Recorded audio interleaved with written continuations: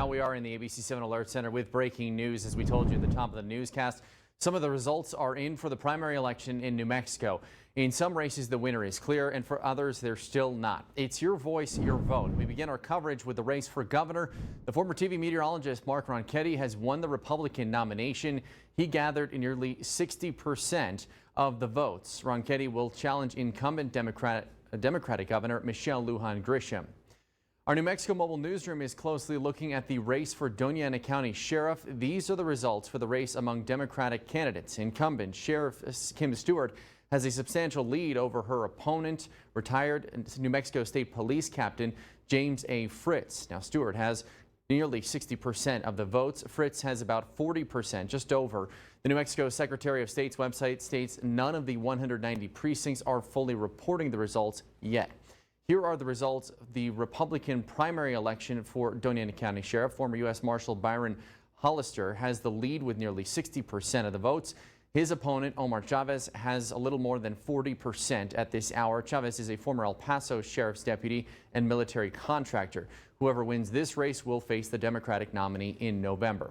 ABC 7's Kate Beery joins us live with the current Doña Ana County Sheriff Kim Stewart. Right now, we'll get to this result of District 2 in just a moment, but first I want to send things out to Kate Beery, who is live with Sheriff Kim Stewart. Kate. Hi, Eric. Yes, we are live in East Las Cruces at the home of the incumbent Sheriff Kim Stewart in Doña Ana County. Sheriff, thank you for joining us this evening. We know right now that you have 59% of the vote. It's an early lead, a sizable lead. Are you ready to declare victory? You know, I'm not going to declare until the very last vote is counted, but it's looking pretty good. We've held this lead since the very earliest return. So I'm kind of thinking that if we're anticipating the number who actually voted, we're probably going to pull it off. It's been an extremely eventful time in office for you. Just discuss your term, the challenges, and what you're hoping to change next time around if you do win this nomination. You know, there's been so much, I honestly would have a hard time remembering it.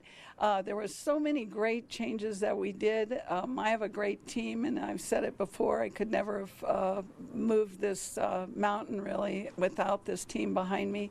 So we're going to cement what we've started. So change is a fragile animal, and we need to make sure that the changes we've started for the last 3.5 years actually become part of the culture of DASO going forward. It hasn't been all smooth sailing for your office. Of course, you haven't agreed with everyone in the county. You have had that conflict with County Manager Fernando Macias. Going forward, do you plan on working with him? How do you plan on moving forward?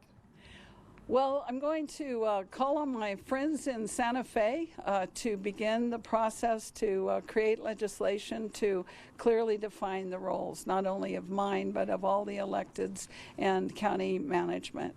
That's something that the County of Bernalillo did years ago with a charter. I think we're not maybe into a position of a charter, but I think that we can call on some of our folks in Santa Fe because it's of statewide interest. It isn't just of interest to us.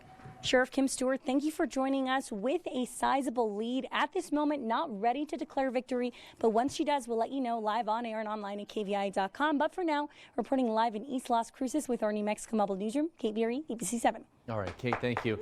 And as you saw a moment ago in the race for Congress, Gabe Vasquez with 80% of the vote will get the Democratic nomination. He'll square off against Republican Yvette Harrell, who ran unopposed and is seeking her second term in office. ABC 7's Kate Beery previously caught up with Vasquez moments after he declared victory in central Las Cruces tonight. Here's her interview from our New Mexico Mobile Newsroom with Gabe Vasquez. We're here at the Amador in downtown Las Cruces, and results show an early lead for Gabe Vasquez, running to represent New Mexico in our 2nd Congressional District. Gabe, you've seen the numbers. How does it look? It looks great, and it's a testament to all the hard work we put in on this campaign. I think the people of southern New Mexico and central New Mexico have spoken, and I'm very proud to be able to represent Democrats in the upcoming midterm election.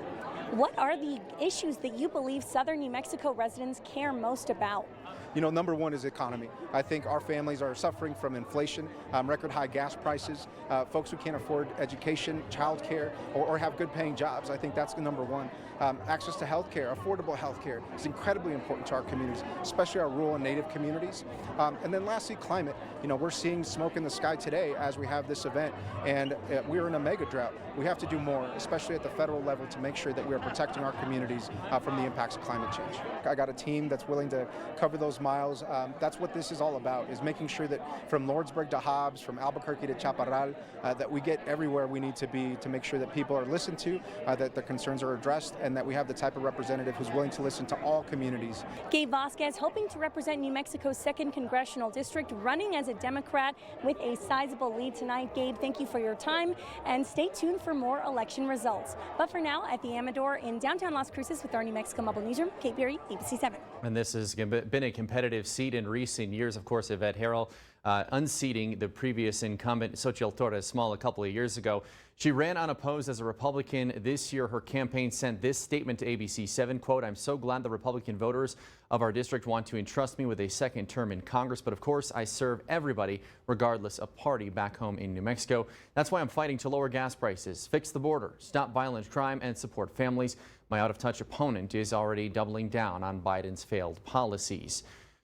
And in the Democratic race for New Mexico, Attorney General Raul Torres is winning at this hour with 53% of the vote. His opponent, I should say, Brian Colon, is close at 43%. But you can see only 14% of the precincts reporting here. Only about 300 of more than 2,000 precincts are fully reporting results for this race, so the results could change later. Whoever wins will face Republican Jeremy Michael Gay in November.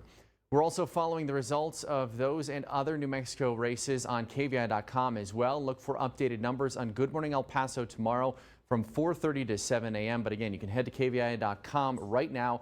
Check out those results. They're updating by the minute. And of course, again, tomorrow morning on Good Morning El Paso.